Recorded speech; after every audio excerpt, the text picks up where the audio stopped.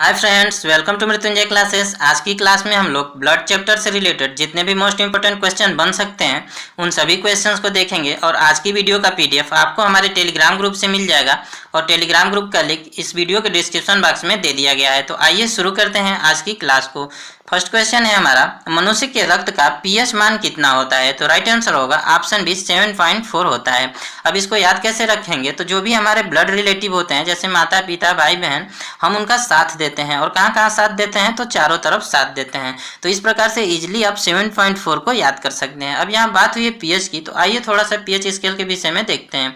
तो पीएच का full form होता है पोटेंशियल ऑफ हाइड्रोजन। और अगर बात की जाए कि पीएच स्केल का आविष्कार किसने किया था, तो एसपीएल सोरेनसन नाम के वैज्ञानिक ने पीएच स्केल का आविष्कार किया था।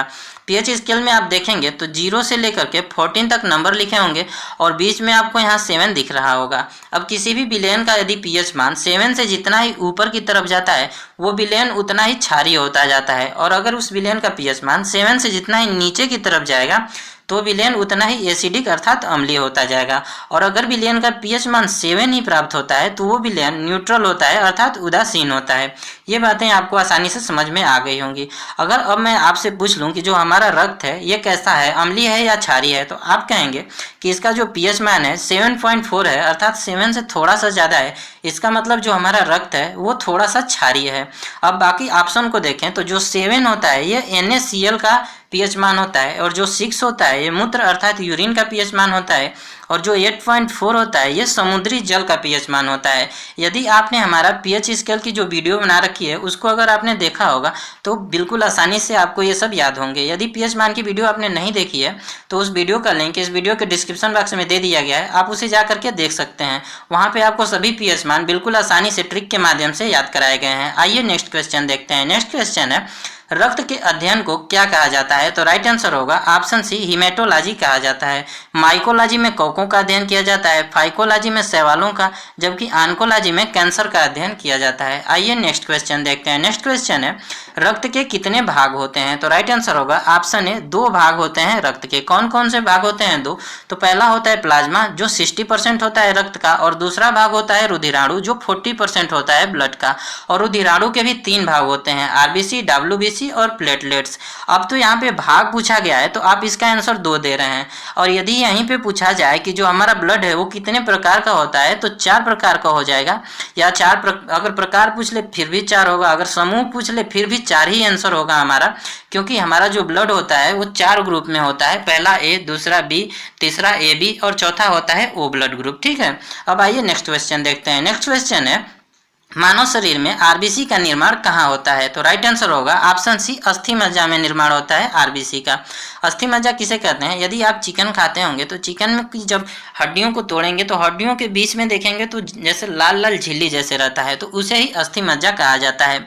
और अगर पूछ लिया जाए कि जो भ्रूण होते हैं, जैसे कि बच्चा अगर 9 महीने तक माँ के पेट में है तो उस समय जो उसके ब्लड का निर्माण होता है वो कहाँ पे होता है? तो उस समय तो हड्डियाँ होती नहीं है, तो इस कारण से जो उस समय ब्लड का निर्माण होता है वो बच्चों के लीवर में होता है अर्थात यकृत में होता है। तो क्वेश्चन पूछा जाता है कि भ्रूण में जो भ्रूण होते हैं उनमें जो आरबीसी का निर्माण कहाँ होता है? तो यकृत में होता है। और अगर मानव शरीर में पूछा जाए तो अस्थि मज्जा में होता है। ये बातें आपको ध्यान रखनी है। आइए नेक्स्ट क्वेश्चन देखते हैं। नेक्स्ट क्वेश्चन है, रक्त का कौन सा घटक भोजन, कार्बन डाइऑक्साइड और नाइट्रोजन कचरे का परिवहन करता है?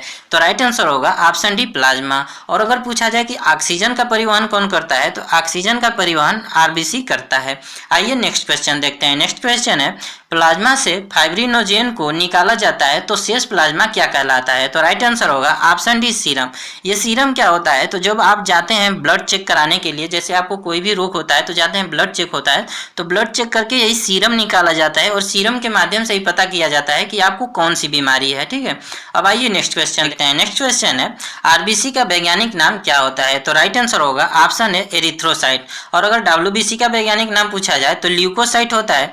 और प्लेटलेट्स का वैज्ञानिक नाम थ्रोम्बोसाइट होता है। आइए नेक्स्ट क्वेश्चन देखते हैं। नेक्स्ट क्वेश्चन है आरबीसी की खोज किस वैज्ञानिक ने की थी? तो राइट आंसर होगा ऑप्शन डी, एंटोनी वान ल्यूवेनहॉक ने किया था। यदि आपने जीवाणु से होने वाली रोगों की जो ट्रिकी वीडियो है उसमें आपने देखा होगा तो उसमें आपको हमने बताया था कि एंटोनी वान ल्यूवेनहॉक ने जीवाणु की भी खोज की थी। और यहाँ पे क्या है कि आरबीसी की भी खोज किसने की थी?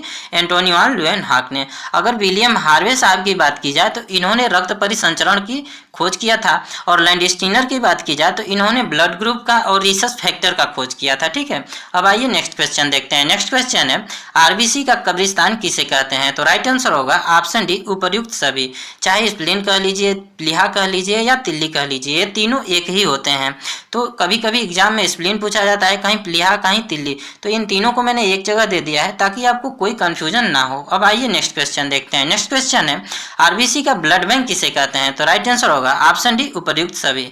जो स्प्लीन होती है या प्लीहा या तिल्ली, इसी को आरबीसी का ब्लड बैंक भी कहा जाता है। अब आइए नेक्स्ट क्वेश्चन देखते हैं। नेक्स्ट क्वेश्चन है मानव शरीर में औसतन कितने लीटर रक्त होता है? तो राइट आंसर होगा ऑप्शन बी, 5 से 6 लीटर होता है।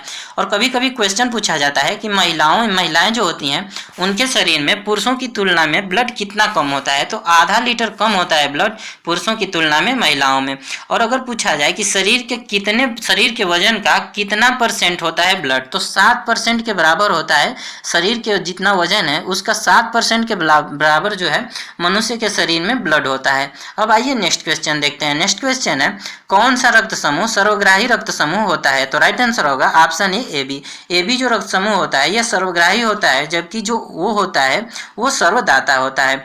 इन सब के लिए हमने बिल्कुल लास्ट में जब वीडियो समाप्त हो जाएगी तो उसके लास्ट में एक चार्ट के माध्यम से आपको मैं बताऊंगा कि कैसे कौन सर्वग्राही होता है, कौन सर्वदाता होता है, कौन एंटीजन और कौन एंटीबॉडी होती है, सब कुछ आपको लास्ट में देखने को मिलेगा। अब आइए नेक्स्ट क्वेश्चन पे चलते हैं। नेक्स्ट क्वेश्चन है आरबीसी की कमी से कौन सा रोग होता है? तो राइट आंसर होगा ऑप्शन बी, एनीमिया। एनीमिया रोग होता है आरबीसी की कमी से। और अगर पूछा जाए कि आरबीसी की अधिकता से कौन सा रोग होता है, तो पॉलीसाइथेमिया रोग हो जाता है आरबीसी की अधिकता से। ल्यूकेमिया की बात की जाए तो जो ल्यूकेमिया रोग होता है इसे ब्लड कैंसर के भी नाम से जाना जाता है। ये कब होता है? जब शरीर में डब्ल्यूबीसी की अधिकता हो जाती है। और ल्यूकोपीनिया जो रोग होता है ये जब डब्ल्यूबीसी की कमी हो जाती है शरीर में तब होता है। अब आइए नेक्स्ट क्वेश्चन देखते हैं। नेक्स्ट क्वेश्चन है रक्तदाब किस यंत्र द्वारा मापा जाता है? तो राइट आंसर होगा ऑप्शन है, स्फिग्नोमैनोमीटर। स्फिग्नोमैनोमीटर के द्वारा रक्तदाब को मापा जाता है। और अगर बात की जाए हीमोसाइटोमीटर, तो हीमोसाइटोमीटर के द्वारा आरबीसी की संख्या को मापा जाता है। एमीटर के द्वारा आप सभी लोग जानते हैं कि विद्युत धारा के प्रवाह को मापा जाता है। और ओडोमीटर के द्वारा जो बाइक या फिर आप कार देखेंगे तो उसमें जो मीटर लगा होता है वो ओडोमीटर होता है, अर्थात किसी भी परिवहन के द्वारा चली गई यानी वाहन के द्वारा चली गई दूरी को नापने के लिए ओडोमीटर का उपयोग होता है। आइए नेक्स्ट क्वेश्चन देखते हैं। नेक्स्ट क्वेश्चन है डब्ल्यूबीसी का जीवन काल कितना होता है? तो राइट आंसर होगा ऑप्शन बी, 4 दिन होता है। और अगर पूछा जाए कि आरबीसी का जीवन काल कितना दिन होता है, तो 120 दिन। और प्लेटलेट्स का 7 दिन होता है जीवन काल। अब आइए नेक्स्ट क्वेश्चन देखते हैं। नेक्स्ट क्वेश्चन हमारा है मनुष्य के रक्त में सबसे बड़ी डब्ल्यूबीसी कौन सी होती है? तो राइट आंसर होगा ऑप्शन बी, मोनोसाइट। मोनोसाइट जो होती है सबसे बड़ी डब्ल्यूबीसी होती है, जबकि लिम्फोसाइट जो होती है ये सबसे छोटी जो है डब्ल्यूबीसी होती है मानव शरीर में। अब आइए नेक्स्ट क्वेश्चन देखते हैं। नेक्स्ट क्वेश्चन है रोगों से लड़ने की प्रतिरोध क्षमता कौन प्रदान करता है? तो राइट आंसर होगा ऑप्शन बी, डब्ल्यूबीसी। डब्ल्यूबीसी जो होता है ये रोगों से लड़ने की प्रतिरोध क्षमता हमें प्रदान करता है। अब आइए नेक्स्ट क्वेश्चन देखते हैं। नेक्स्ट क्वेश्चन है कॉकरोच के रक्त का रंग सफेद किस कारण से होता है? तो राइट आंसर होगा हमारा ऑप्शन बी, हीमोलिम्फ। हीमोलिम्फ की वजह से जो कॉकरोच होता है उसके ब्लड का रंग जो होता है वो सफ़ेद होता है। और कभी कभी पूछा जाता है कि मानव जो होते हैं इनका ब्लड रेड क्यों होता है? तो हीमोग्लोबिन की वजह से जो मनुष्य का रक्त होता है वो लाल होता है। अब आइए नेक्स्ट क्वेश्चन देखते हैं। नेक्स्ट क्वेश्चन है मानव रक्त किस प्रकार का उत्तक है? तो राइट आंसर होगा ऑप्शन है, तरल संयोजी उत्तक है।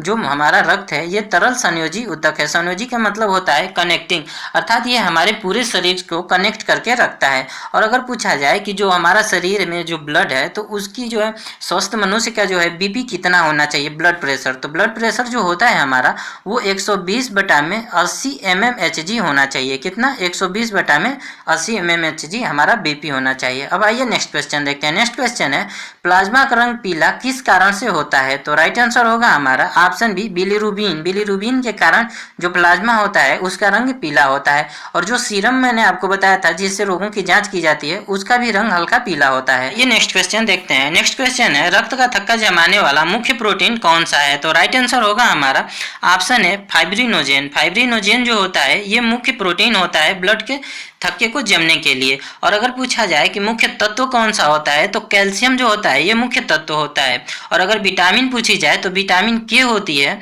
इसमें सहायता करती है रक्त का थक्का जमने के लिए। जैसे कहीं भी कट जाता है तो थोड़ी देर ब्लडिंग होने के बाद बंद हो जाता है क्योंकि वहां पे रक्त का थक्का जम जाता है। ठीक है, अब आइए नेक्स्ट क्वेश्चन देखते हैं। नेक्स्ट क्वेश्चन है, किसकी उपस्थिति के कारण रक्त शरीर के अंदर नहीं जमता है? तो राइट आंसर होगा ऑप्शन है हिपेरिन।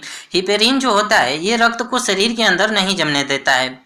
आप सोचेंगे कि जब हिपेरिन रक्त के शरीर के अंदर नहीं जमने देता है तो फिर कटने के बाद वहाँ पे ब्लड कैसे जम जाता है? तो जब भी हमारा कहीं पे कट जाता है अगर ब्लड वहाँ से निकलने लगता है तो जो हिपेरिन है ना, ये वायु के संपर्क में जैसे ही आता है इसकी मृत्यु हो जाती है, अर्थात ये निष्क्रिय हो जाता है।